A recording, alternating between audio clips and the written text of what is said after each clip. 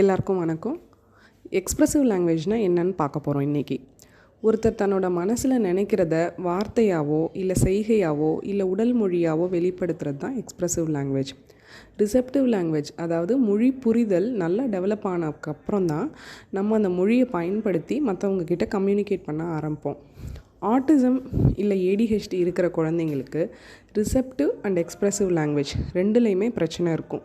ஒரு 2 வயசு குழந்தையோடைய expressive language எப்படி இருக்கும் அப்படின்னா, அவங்களால வார்த்தைகளை பேச முடியும்.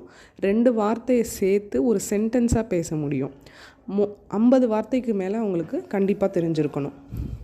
நான், என்னோடது, இந்த மாதிரி விஷயம்லாம் அவங்களுக்கு புரிஞ்சிருக்கும். அவங்களால நம்ம சொல்கிற டைரக்ஷன்ஸை ஃபாலோ பண்ண முடியும். அவங்களுக்கு தேவைகளை நம்மள்ட்ட கேட்க முடியும். இப்போ உங்கள் குழந்தை இதெல்லாம் செய்யலை அப்படின்னு நீங்கள் நினச்சிங்கன்னா பேனிக் ஆக தேவையில்லை. ஆனால் ஒரு ஸ்பீச் லாங்குவேஜ் பெத்தாலஜிஸ்ட் கிட்ட டீட்டெயில்டு அசஸ்மெண்ட் எடுத்துக்கங்க.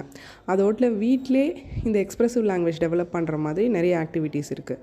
அது என்னென்னா, குழந்தைங்களோட சேர்ந்து ரைம்ஸ் பாடுறது, அப்புறம் அவங்களுக்கு நிறைய கதைகள் சொல்கிறது, அப்புறம் நம்மளை சுற்றி நடக்கிற விஷயங்கள் எல்லாத்தையும் நம்ம அவங்களுக்கு டிஸ்கிரைப் பண்ணி அவங்க லாங்குவேஜை என்ரிச் பண்ணுறது. இப்போ தா அப்படின்னு சொல்கிறாங்க அப்படின்னா, எனக்கு தா அப்படின்னு நம்ம சொல்லி கொடுக்கலாம். கார் அப்படின்னு சொல்கிறாங்கன்னா, கார் வேணுங்கிறத கேட்குறாங்க. ஸோ எனக்கு கார் வேணும். இந்த மாதிரி நம்ம கொஞ்சம் கொஞ்சமாக அவங்க வேர்ட்ஸோடு சேர்த்து நம்ம வேர்ட்ஸை ஆட் பண்ணிக்கிட்டே போகலாம். இதுக்கு பேர் பேராஃப்ரேசிங். ஸோ இது மூலமாகவும் நம்ம எக்ஸ்ப்ரெசிவ் லாங்குவேஜை நல்லா என்ரிச் பண்ண முடியும். தேங்க்யூ.